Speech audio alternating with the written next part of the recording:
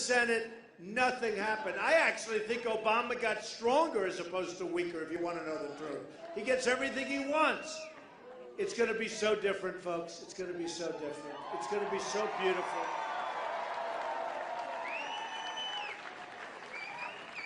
You know, I just had a good moment. I'll tell you this, sir, because we all love sports, right? Sports.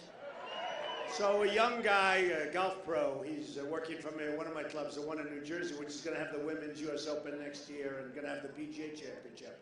And his name is Jim Herman. You heard about Jim Herman. So Jim Herman just won the Shell Houston Open. And he beat Stenson and Dustin Johnson, all great players, you know, all great. And he's my golf pro, if you can believe it. And I said, you know, you have to be good at picking people, whether it's to negotiate against China or sports or whatever you want to do. Go ahead, sit down, folks, if you want, sit down. That's right. I heard those people in the back saying, sit down. I said, maybe they're protesters, right? But Jim Herman, great guy, and had no money, but he had a lot of talent. And about 5 years ago, my pro, Mickey Gallagher, said to me, Mr. Trump, could you do me a favor? Could we play a round of golf? This guy's really talented, winning everything locally and doing really well. And all he does is give lessons, because he gives lessons because he had no money. So I played a round of golf with him. After about 5 holes, I said, you should be on tour. And I'm pretty good at this stuff. You know, I've seen a lot of guys that should be on tour, but they really shouldn't be on tour, right? And I tell them, don't waste your time. But this guy was really long, really straight, had everything. But he had no money, and it takes money to go on tour. So I said, what are you doing this afternoon? He said, I'm giving 3 or 4 lessons to people. I said, you shouldn't be giving lessons. You're a tour player. You're a tour quality player. He was like about 28 years old, which is very old at that time to be going and trying to get on tour. And so I gave him backing. I didn't have him write out a document. I just said, look, here's some money. Go on tour. His wife called me and thanked me. Everybody thanked me. And he went on tour. And he went on the Nike tour. You know, that's the lesser tour. And after a couple of seasons, he won one tournament. Then he got onto the main tour. And he came from nowhere. And today he won the Shell Houston Open. Do you believe this? Do you believe it? And Johnny Miller said, you know, he plays golf with Trump. I mean, and now he won this big tournament. And that last hole was amazing. It was a long, long par 4 with water all down the left and a lot of guys, great players. You know, you have great players, but all name players, you know, guys that are top 10 players, many of them in the tournament. And he had to hit a great drive, had to hit a great second. So he got the drive beautiful, right down the middle, like 300 yards. And then he hit the second shot about 20 feet from the pin. Now all he had to do is 2-putt. Now, only athletes or only people that are in sports or golfers know how hard that 2-putt is, right? Do we know? It's like, you know, when you can't breathe, right? Because we have a lot of choke artists in government. They're chokers. They choke. They're the worst. So he hits it 20 feet, 25 feet. It's uphill and then downhill, which is a tough putt. And he hits it to within a foot and he 2-putts. And he wins the tournament, and everyone's going now crazy that Donald Trump predicted this. I am so happy. In fact, I'm so happy I'm leaving. I'm going to call him. Bye, everybody. I'm only kidding. No, but I'm so proud of him. I mean, isn't that a great story? And to think that, you know, it shows the impact that you can have on people's lives, really. He'd be right now a teaching pro giving people lessons. Hitting the ball 12 yards, right? He'd be giving people lessons, and he's now a top champion. And because he won today, he's in the Masters next week, which is just a tremendous thing. So, Jim, we're proud of you, Jim. Who would have thought that was going to happen? But it's called talent, and that's what we need. You know, when I say I want people to negotiate great trade deals, I know the most talented negotiators in the world. But many of them, you know, Carl Icahn endorsed me, great businessman, worth billions and billions of dollars. Doesn't want it, he just wants to do it. But Carl endorsed me, I know all of them. And one of the things I always say, I know the best negotiators, I know people that are overrated, I know people that you've never heard of that are as good as anybody in the world, and that's like Jim Herman. Nobody ever heard of him. He's a teaching pro from Bedminster, New Jersey, and he's an assistant pro. And it all started a few years ago, and it's been a great story. And I just spoke to USA Today. I just spoke to some of the other big sportscasters, and they all want, you know, what do I think? And there's only one thing. But remember, I'm going to put that same whatever it is to work for you in terms of making our country great again, okay? We're going to make America great again. But it's tough. I will tell you, we're going to build the wall. Don't worry. Who's paying for that wall? Who's paying? Mexico, Mexico, Mexico. Mexico's paying. They are. You know, they are. They are paying. By the way, 100%. Somebody said, well, you're not really going to. I said 100%. So we have a trade deficit with Mexico, $58 billion a year. Let's say the wall costs $10 billion. Okay, let's say it costs $10 billion. It's going to be a real wall, not those little walls they build where the trucks drive right through the middle of them, right? It doesn't even dent the trucks. You know, it's no dent. Maybe a little paint comes off the fender. It's ridiculous, folks. It's so ridiculous. This is a real wall. See that ceiling? That ceiling is peanuts compared to the height of the wall. Don't worry about it. Don't worry. Look at all those signs. Melania, she's coming tomorrow. My wife is coming tomorrow. She's already on her way. Look, wow. Melania for First Lady. She'll be a great First Lady, I want to tell you. That will be a great First Lady. Wow, thank you. Look at all those beautiful signs. Wow. And they're not like the phony signs, but you know, the protesters, they have these signs that come right out of factories about Trump and this and that, and they come like right out of factories. Those signs were made with love. That's beautiful. Thank you. Thank you. But I'll tell you, it's been an amazing experience. Wisconsin is going to be such a big surprise on Tuesday. We are doing so well. We are doing so well. I just did Greta, who's terrific on Fox, and tomorrow night we're doing Hannity. Sean Hannity, who's fantastic. And we do a lot of we're doing a lot of shows. And frankly, I'll tell you, the hardest part politically, such lies. So today, I have to give you this story because to me, I think it's really one of the worst. So in Florida, I wasn't expected to win because I'm running against a senator, initially, a senator, sitting Senator Young. They called him the face of the Republican Party. He's a nice guy, okay, Marco. And then running against Jeb Bush, right? Jeb Bush. So they set the rules that whoever wins Florida gets 100% of the delegates. Because they figured one of those two would win. Actually, it was done for Jeb because Marco wasn't supposed to run because Jeb was running and Marco, you know, Jeb was his mentor, but he ran. Remember I said they hate each other and everyone said, no, they don't, they're very close friends? I said, they hate each other. Turned out they hated each other. I'm right about this stuff. I'm very good at it, believe me.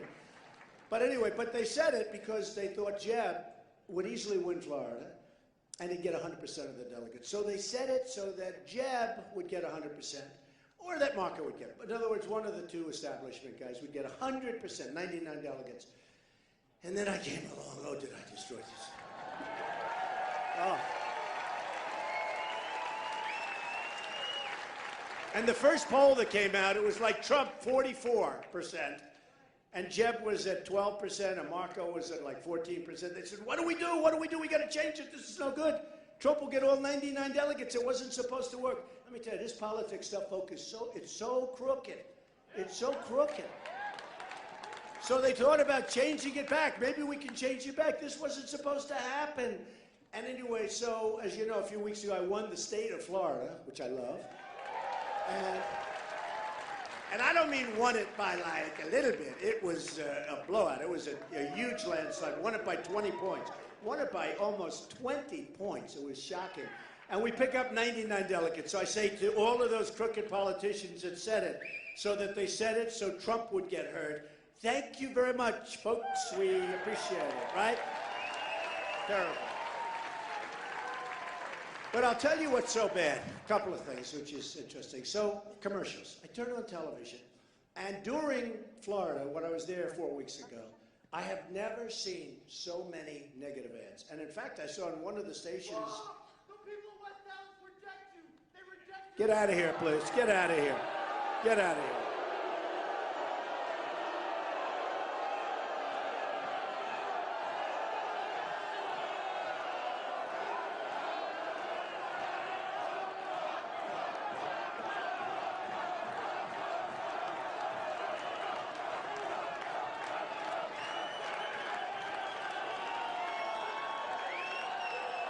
This is what our country is fighting, folks. This is what we're fighting, guys like that. You know, it's really sad. It's really sad. No, it's really sad when you think of it. So what happened is in Florida, we had so many negative commercials, all paid for by special interests and lobbyists, because they want guys like Cruz to win, and they want guys like, all of them. Kasich. Kasich is now 1 for 30. Is it 1 for 30 or 1 for 29? He's 1 for 30.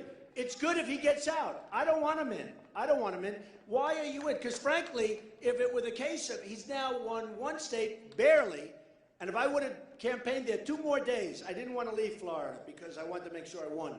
In retrospect, I should have left Florida a day early. I would have won Ohio.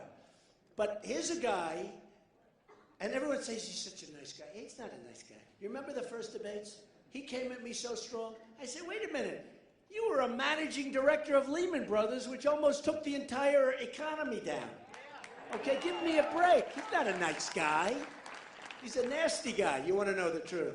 But remember, he came and I hit him really hard.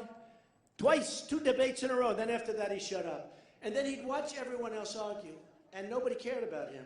So he used to say, well, I'm the grown-up in the house. That was a nice excuse, but nobody cared about him. And to be honest, in all fairness to Jeb and Marco and Rand Paul and everything, they could have done the same thing. They could have just stayed from week to week to week to week. And the problem is, he's in the way of me, not Cruz. He hurts me more than he hurts Cruz. I'm going to New York. We have a phenomenal poll in New York that just came out. I'm winning by 30-something points. Remember this. By many, many points. And the problem is I got both of them, right? Now, if I didn't have Kasich, I automatically win. All I have to do is win, because if I get 50%, lots of good things happen, right? So I'm way over 50%. But with Kasich, it's harder. And he shouldn't be in. And let me tell you, if he wants to get to the convention. That's okay. Go to the convention and announce you want to be president. But you shouldn't be littering up the process, because that's what he's doing. It's really a disgrace, I'll tell you. And if he's doing it, and I mean this, if he's doing it, then Marco and all of these other guys should have just stayed in and just kept all these people in. It's really not fair. He's 1 and 29 or 30 or some ridiculous. I think it's even worse than that. He's won 1, and it's a home state. So that's what I have to say. He also, remember this. I'm just going to do him quickly because he's not a factor, but it's not right. Remember this. He voted for NAFTA. He's in favor of TPP, which is going to destroy Wisconsin. TPP is going to destroy. So that's on Kasich. Cruz is totally in favor of TPP. Not only is he in favor of it, he doesn't want to talk about monetary manipulation. He doesn't want to talk about devaluation of currencies. That's how they kill us, folks. That's how we're being killed. That's how our business are being taken away like candy from a baby. They manipulate the currencies like great chess masters. They manipulate the price. They take their currencies and they devalue it so brilliantly. And because we have no leader in this country, he allows them to get away with it. And by the way, I have to interject. Do you notice I don't use teleprompters? Although I used one for the big speech and everybody loved it. Everybody loved it, but it's too easy. No, using teleprompters is too easy. Ladies and gentlemen, I'd like to thank you very much. It's wonderful to be in Wisconsin. It's really wonderful. We're having a great time. Ladies and gentlemen, by the way, your economy is totally overrated. You're in the middle of the pack. You're not doing very well. And you're losing your jobs. Oh, that's too easy. But, it's one of those things. Ivanka called. She said, Dad, be presidential. I said, let me get rid of the other 2, and then I'll be presidential, okay? Right? But I have to tell you this. Look, we have such a big thing. Because honestly, hey, look, I have a lot of friends in Wisconsin, and they'll come into New York, and I love them. They're unbelievable people. They're strong, smart, great. They're great people. And they told me like 3-4 months ago, they said, you're going to do great in Wisconsin. But they said, you have to come there and talk. You have to come. You can't do it from Fifth Avenue, right? I said, I don't mind. And I was supposed to leave 3 days ago. I said, I'm not leaving. I love this place. This place is great. No, it's great. I was watching the news before, and they were showing the lines outside. You know, we have thousands of people that couldn't get in, folks, okay? If anybody wants to give up their seat, get out of here, and somebody will.